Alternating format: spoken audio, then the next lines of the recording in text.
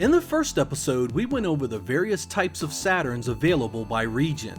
Now that you have an idea of what's out there and what it looks like, let's dive a little deeper and look at the functionality in the front end of the Sega Saturn.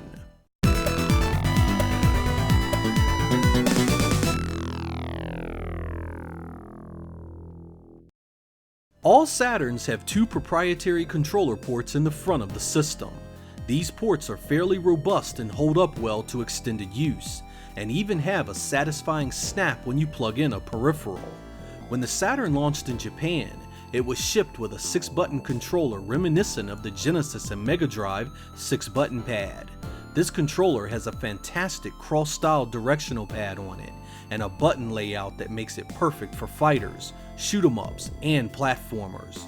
The overall size and shape of the casing of the controller fits your hands like it belongs there, and even the shoulder buttons are placed in a manner that you never hit them by mistake, and provide ample room to rest your fingers on. Point blank, it's one of the very best controllers ever made for 2D gameplay. In their infinite wisdom, Sega of America decided that Western gamers didn't want this controller. So it was that in May of 1995, they'd release their own take on what Sega gamers really wanted. Despite an overall similar layout of the controller's inputs, they tweaked just about everything about the Japanese design. This new pad was bigger and thicker than the Japanese version, with all new casing that feels very different in your hands. The directional pad underwent a molding change that takes away the classic style cross design, replacing it with a strange rounded tip for each direction.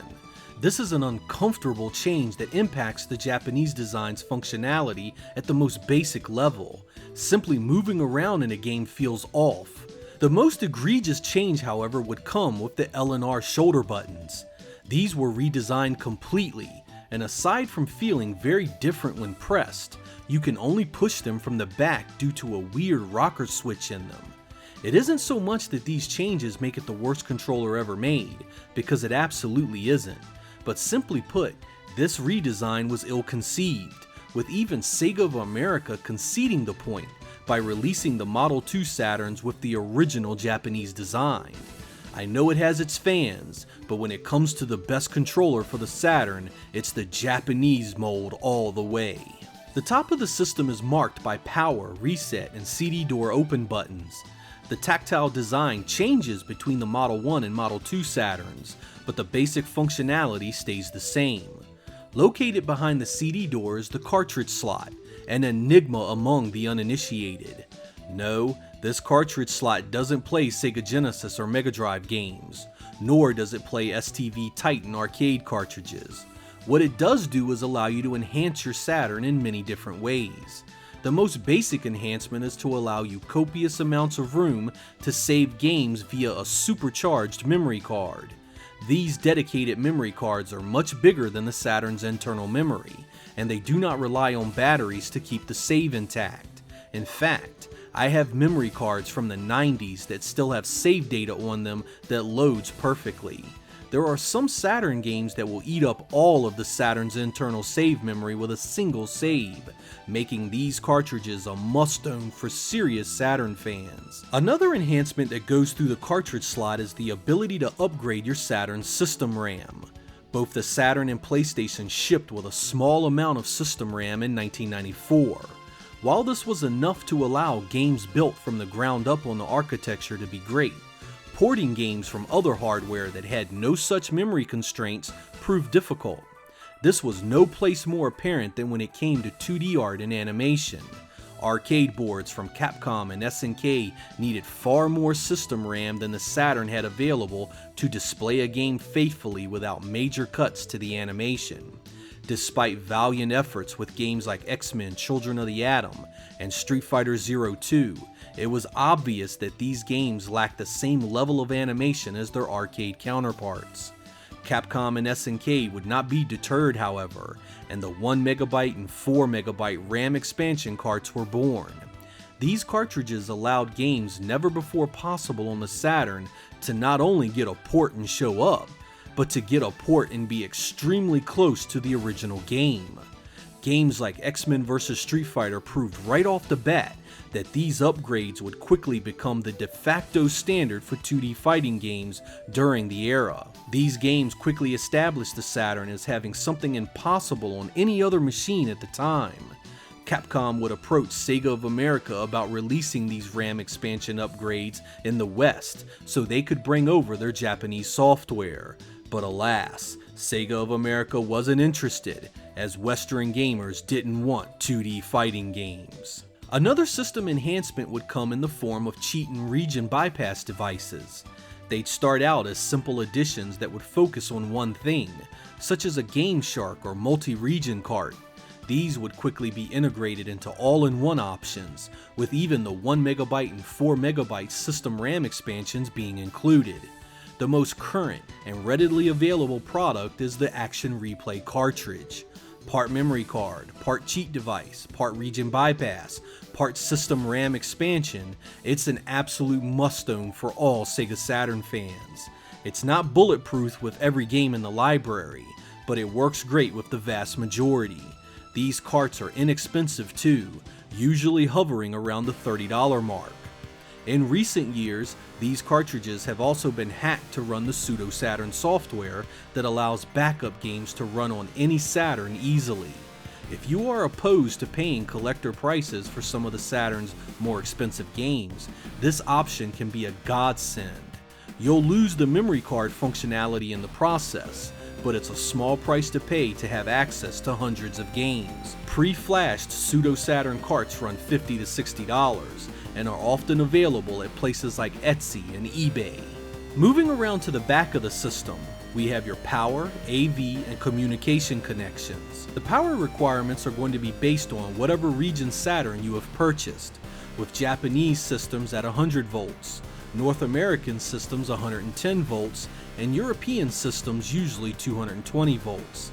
I've never used a step-down box for any of my Japanese systems here in the US, and while you may want to lean on the side of caution, I feel that the power supplies in the Saturn are robust enough to handle the slight voltage increase. The AV output uses a 10-pin mini DIN similar to the one used in the second and third iterations of the Genesis and Mega Drive hardware. This output supports composite, S-video, and RGB by default, giving you ample ways to display your Saturn system. While I'd recommend the composite video only as a last resort, S-video displays beautifully on a CRT, as does RGB. RGB also allows you to take the video a few steps further with upscalers, allowing you to display your Saturn on more modern televisions. These upscalers can range in price from entry-level boxes costing $25 to advanced options costing many hundreds more. I'm an old-school CRT guy myself, and prefer to play no other way. A good Sony CRT paired with a Saturn, and you have yourself gaming utopia.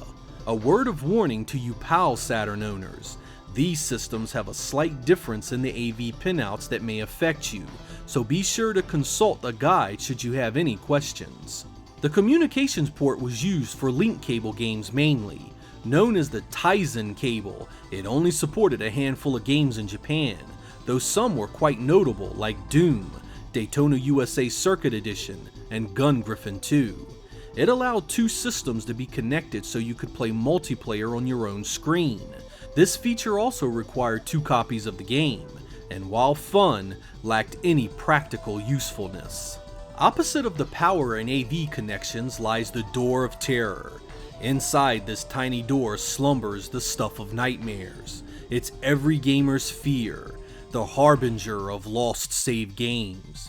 The Saturn has a small amount of internal save memory for your games. While this would normally be met with jubilation in the era of overpriced memory cards, it comes with a major catch. The only thing between your precious save data and complete annihilation is a coin cell battery that is notoriously unreliable in its longevity. I've seen brand new batteries only last 6 months, and some go as long as 3 years. And once that battery goes dead, you guessed it, your system settings and save games go with it. If you're serious about holding on to your save games, there are FRAM mods that allow you to do away with the volatile memory and not need the battery any longer. Right above the dreaded save data battery is a slot for the video CD card. This add-on for the Saturn was designed to give the system access to video CDs, a new format that was set to do battle with the then king of home video, the VHS format. While this technology is antiquated and has been surpassed by DVD and Blu-ray since, it still supplies a shockingly good image for low-resolution video. There were also a handful of games designed to take advantage of the video CD card's hardware, but this was mainly in the form of cinemas that were full screen and less pixelated, and rarely any type of exclusive content. The front end of the Saturn, like most CD-based systems of the era, is fairly simplistic. Booting the system without a disc sends you to the front end immediately. Options are represented by spheres that are labeled for each setting you have access to. There are the prerequisite CD player controls, of course, a CD plus G channel, as well as the actual settings for the system itself. In these settings you can manage your save games, and if you have a memory card, you can copy games back and forth. There are also settings for your clock and date, as well as language. If you own a Japanese Saturn, for instance, you can change the system language over to English, French, Italian, Spanish, or German. While this will not change the language of the games themselves, it will help you navigate the system options better. The Saturn also has a pretty neat screensaver built in if you use the CD player. The UI is hidden, and you get an animated space scene complete with a textured map spacecraft flying around. As many of you know, the Saturn was region locked. This basically meant that each major region had its own hardware and software released for it, with smaller regions being based off of those. Japanese systems wouldn't play North American or European games by default, or vice versa. If you want to partake in the full Sega Saturn experience, you'll either need a region bypass device like the one we previously talked about, or you'll need a modification to the system in the form of a region select switch or multi-region BIOS. The latter two require the system to be opened up, and if you have to pay someone to do the mod for you, it can be expensive. The action replay is by far the easiest and cheapest method to deal with this aspect of the system.